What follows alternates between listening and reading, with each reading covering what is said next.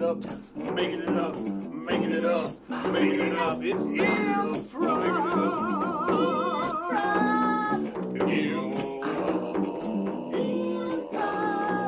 Portland Community Improv.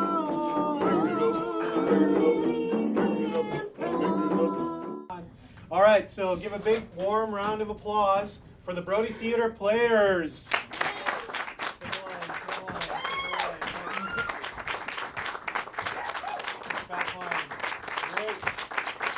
All right, and now for some introductions. Nice. Bo Brousseau. And then we have Nicholas Kessler.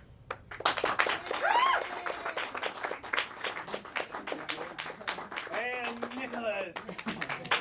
All right, next up we've got Marilyn Devine.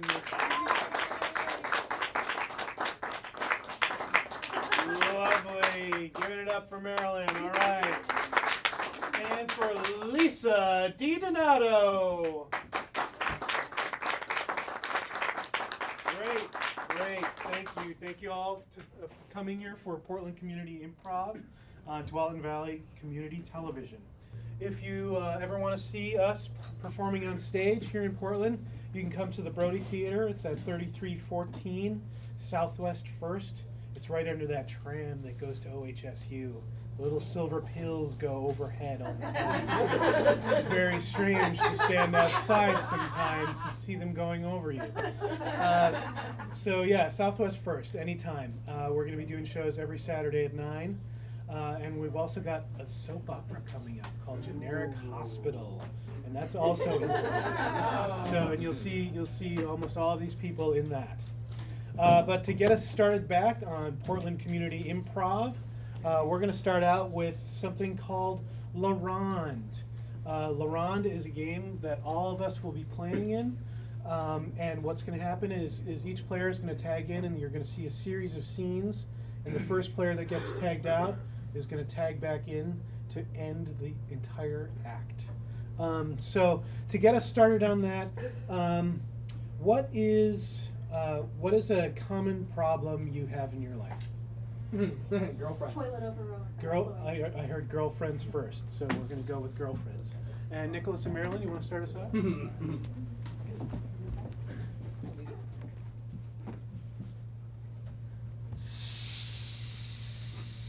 He just doesn't respect what I do. I mean, it's an art form, right? I'm an artist. I don't understand why.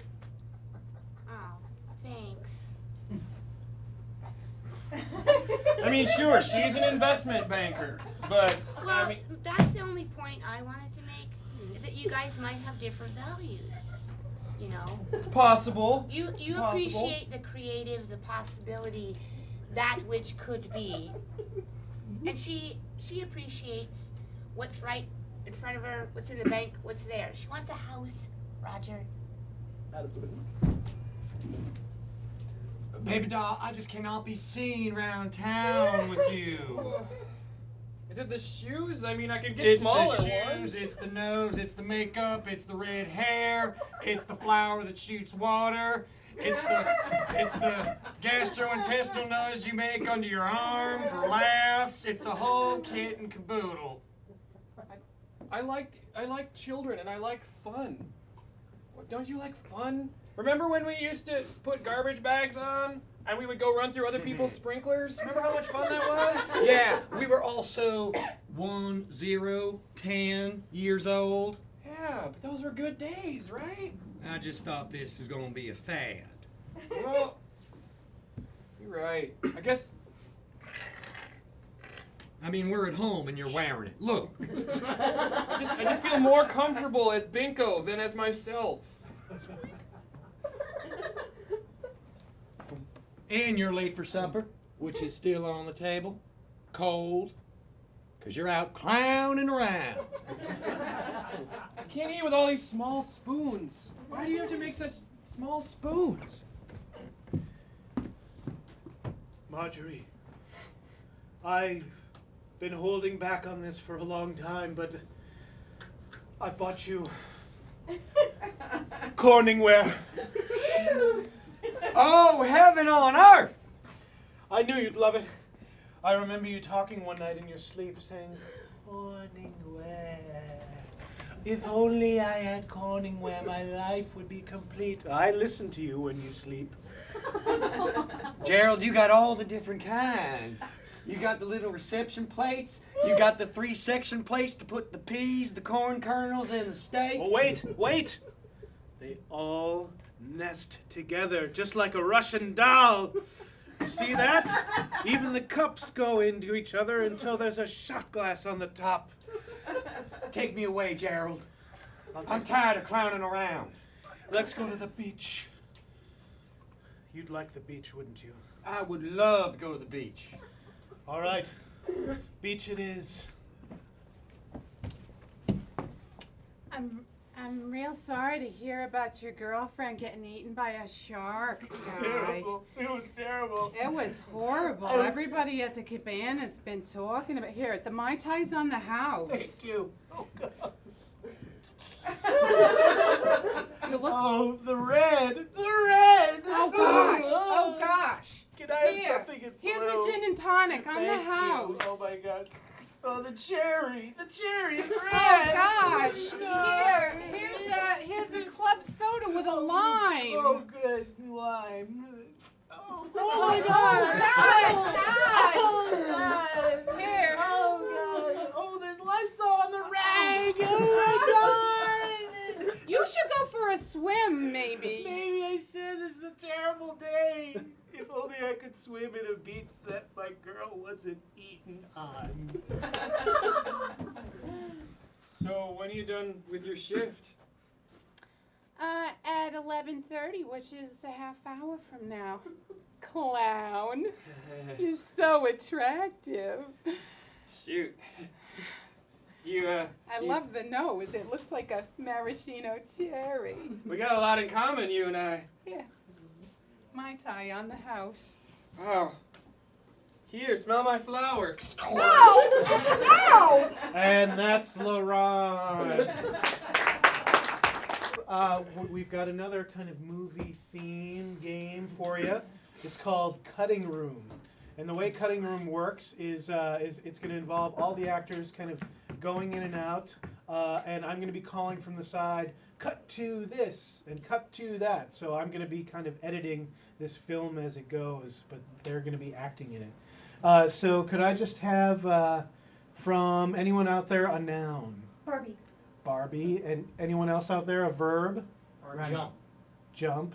And an adjective? Running. Running. Okay, Barbie's running jump. That's the name of this story. It's an adverb, but that's okay. It's an adverb, but good enough.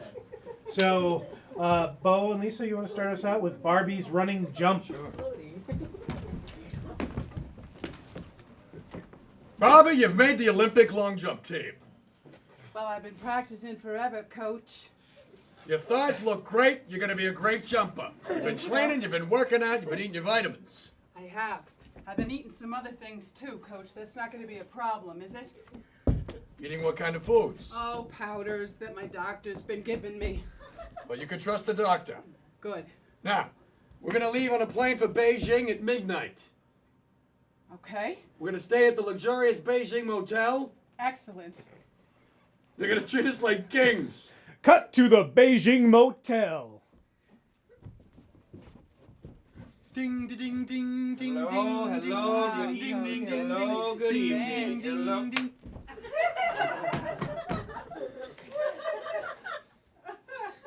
I thought it was customary. Sorry. Please, just once is enough. Thank you. If I'm standing right here. Thank you. We're with the U.S. Olympic long jump team. This Uh-huh. is the lovely and beautiful Bobby. Uh-huh. She's going to take the gold. Sorry. Well, well, I'm afraid that we only have a very tiny room for you. I hear they all have tiny rooms. They sleep Yeah, in let's cubicles. eat. Sure. Sure. That's we'll okay. figure it That's out. all right. That's That'll all be right. fine. Yes. Well, you have to show yourself up to room B. You're in room B. Cut to room B. Oh, I just getting ready to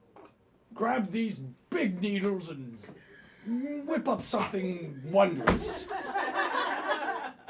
Well, George, you know, the deck does need a cover, so I was going to do it by knitting together a lot of doilies. As you can see, I'm working. Oh, well, I mean, that would take so much time. Why don't I just make a beer cozy or something like that, something simple. A beer cozy, George. Oh, go ahead. Go ahead. Do it. Well, you know I'm having the boys over for poker tomorrow night. I think I could surprise them with a good manly beer cozy. Well, you know that Charles' favorite color is pink. I think you should work pink into Charles's cozy. Charles likes pink. He never told me this. Oh, it was just something that he mentioned at a cocktail party that we attended last month. Actually, I thought you were there. He and I are very close. I seem somewhat offended that he would not confide such truisms. Now, really, George, I think you're taking this too seriously. I mean, how much do men really talk about their favorite colors with other men anyway? All the time. I remember back in my fraternity days, we always talked about our favorite colors and what we liked to do on a nice Sunday afternoon. Well, George, I'm learning new things about you all the time. And my favorite color? What's my favorite color, George?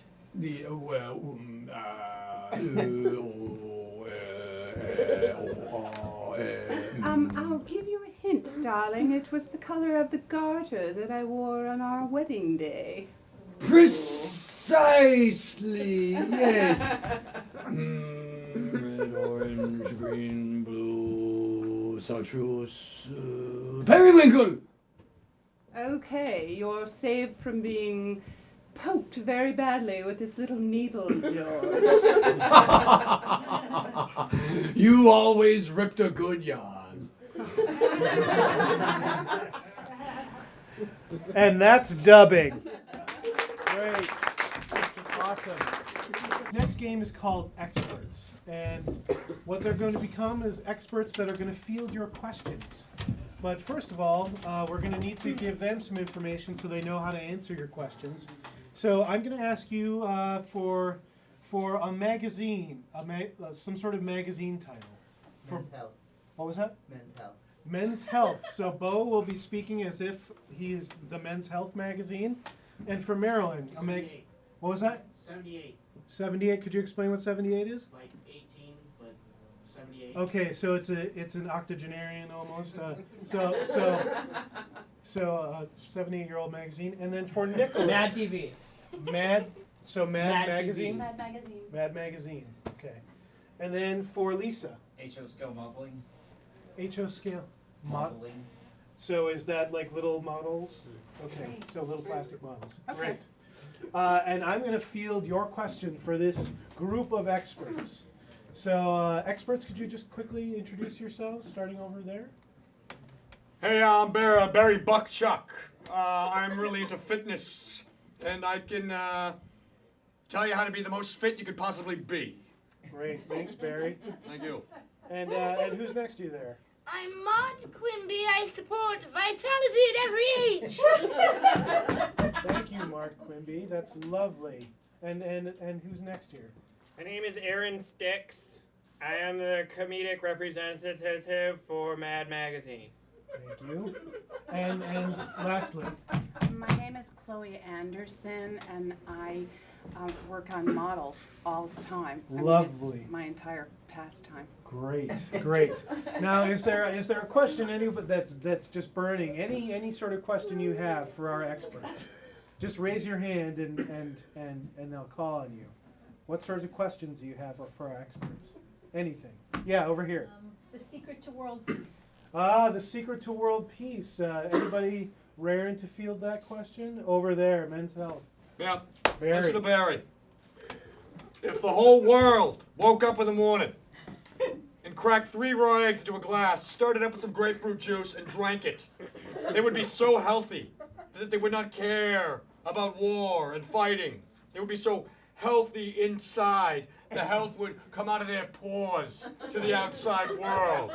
And brother would hold hands. 3 eggs, grapefruit juice. Great. Interesting, Barry. I'm curious to see what our model specialist might have to say about that. Well, actually, you know, for the amount of time that it takes to build an army, like actually build an army out of things like toothpicks and styrofoam and gathering all of the little bits of green things to make the entire mountainsides and that sort of stuff, you know, that focus that you have to concentrate on can undercut any sort of aggression that you have. And by the way, if aggression is maintained, well then you can always just play out your little wars on the kitchen table. There's no need to actually experience bloodshed. Insightful, very insightful. I'm interested to hear what Mart has to say about all this. I think if everyone could just learn to stay out of one another's yard, we'd be fine. Wow, no truer words be spoke. And over here, our representative from MAD.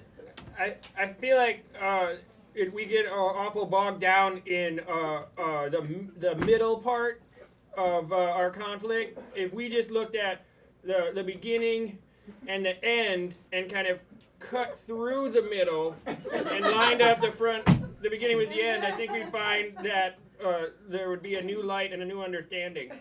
Wow. Wow. Ooh, chilling. Chilling. Does anybody else have another question for our experts? Yes, over there. What do you think the meaning of life is? Oh, the meaning of life. Heady. What do we say we start out with Mart? Oh, good Lord. Well, I all I can tell you is what I've decided to have written on my tombstone when I die, which is, ladies and gentlemen, take my advice, pull down your plants and slide on the ice. Wow. Touching tale.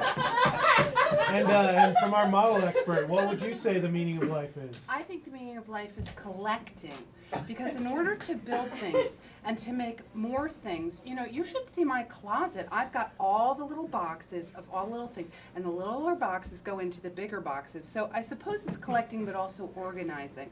It's about collecting, organizing, and gluing. Interesting. Yes.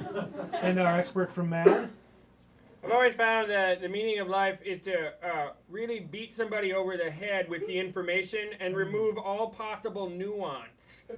If you can speak somehow in black and white caricatures and mock everything, even if you don't like anyone else for the rest of your life, you'll have a sense of satisfaction because you'll be smarter ultimately. Wow. And over on the end.